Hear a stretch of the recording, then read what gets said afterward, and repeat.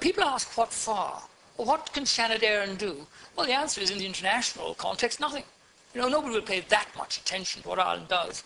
But the reason I looked for a recall of the Senate was because I remember being in Palestine some years ago, in an area that was heavily controlled by the Israelis, and I said to my Palestinian hosts, you know, there's nothing I can do. You know, I will have no effect. And they said, but at least you will be a witness. You will be a record to our suffering, and we will not go unnoticed. And it's for that reason that I called for the recall of the Senate. I'm very sad. I mean, I'm not anti-Israeli, I'm not anti-Semitic. I supported the State of Israel. But in the 40 years I've known the State of Israel and sometimes had a home there, I've seen it completely change. It changed from a left-wing, socially directed country to an extreme right-wing regime that is behaving in the most criminal fashion and defying the world and unscrupulously using the Holocaust to justify what they're doing. And it's time that rag was torn away from them. Israel is afraid of Palestinian unity. That's what all this is about. It has nothing to do with the murder, which is appalling, of those 3 Israeli kids. It's nothing to do with it. The Israeli police knew that Hamas had nothing to do with it before this war started. And with regard to Hamas, Israel created Hamas in order to split Fatah. So they're responsible for Fatah. And I had that confirmed at the highest level in the foreign ministry in Jerusalem some years ago. And I have to say, it is astonishing to me that the West prates about democracy.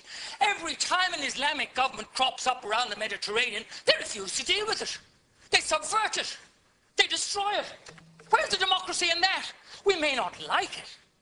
You know, they may be antagonistic, and my Jewish friends or my Israeli friends say to me sometimes, how would you fare as a gay man in any of these? Oh, I know exactly how I'd fare, but it doesn't mean that it is correct to deny people the right to choose their own government. What self-respecting or sane people would allow their enemies to choose their government for them? Can you imagine it happening in this country? I certainly cannot. And America has a shameful role to play in this. Israel could not get away with these disgraceful acts of international piracy and brigandage if it wasn't for the protecting shadow of the United States of America. And I condemn President Obama for his utter inaction. And I have to say, I was taken a bit aback when I saw that they'd added in Ukraine, which is irrelevant. It's a bit of whataboutery. What about Syria? What about the Congo? What about Iraq? What about everything? Well, we should focus on this. The one thing it does, Minister, is it shows the extraordinary discrepancy. At the instructions of the Americans, we're prepared to boycott, to go in after the Russian banks, to do this, that, and the other. And what do about Israel? We don't even mark a protest note with our vote in the Human Rights Commission of the United Nations. I think that's shameful, absolutely shameful. And as I interjected, it'd be better to be one country in the right than with all the rest of them in the wrong. There are no words to describe what happened yesterday in Jabalia. 6 attacks on schools, and these are deliberate. I have no doubt. Because you had 3,300 people sheltering there. They'd been directed there by Israel. The coordinates were given 17 times.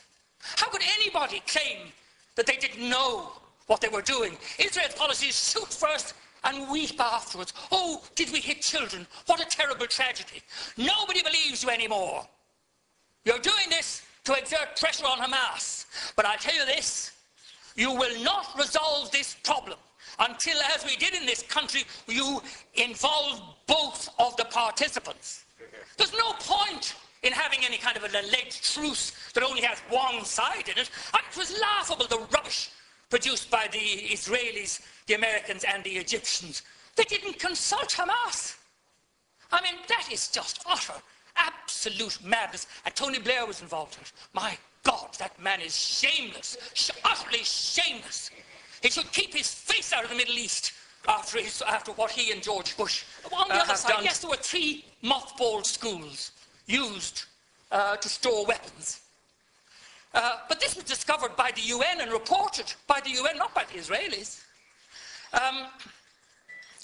Then there's a situation where entire families are obliterated. In one case, 20 members of one family slaughtered. And the children, the disproportionate amount of women and children killed in this situation is a violation of all the spiritual beauty that Judaism stands for. The respect for life, the fact that if you save one life, you've saved the universe. All this blown out of the window. And blown out of the window, as I saw, by the arrival of 1,200,000 extremely right-wing former citizens of the Soviet Union. And can I just say this? I think it's time people told the truth about what people are saying in Israel. For example, Interior Minister Eddie Yishan in 2012 saying they're going to send the Gaza back to the Middle Ages. Defense Minister Matan Vilnai said they were going to visit the Holocaust on the Palestinians. That's Nazi talk. I'm not saying that that man's a Nazi. He's describing himself as a Nazi. What to do? First of all, remove the embargo. That has to be done. Then, the Euromed agreement. I mean, there are human rights protocols attached to this. Time after time in the Foreign Affairs Committee, I've asked for this to be monitored.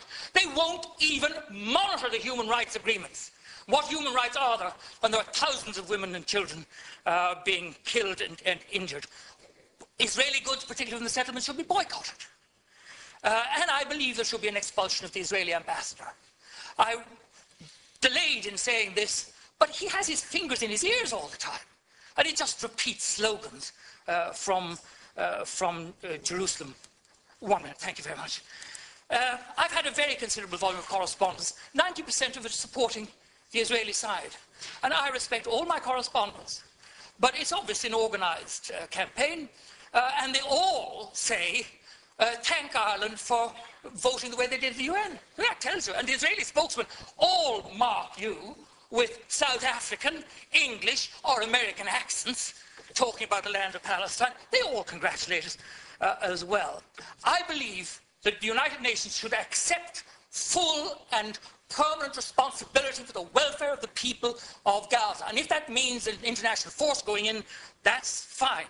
This country should explore the possibility of using our civilian services like the ESB to rebuild the only power station in Gaza. And if I can end on this, I mean, cutting off the electricity to people who are squeezed into this appalling punishment camp, and then cutting back on the food imports and saying, and this is where I say it's Nazi, saying they're placing the people of Palestine on a diet. What a contempt that shows for human beings. And we should stand against that contempt and with human rights. And I'm with human rights, whether they're Israeli, gay, women, black, whatever they are. I'm not changing my position. I'm not anti-Israel, I'm not anti-Semitic, but I am pro-human rights for every human.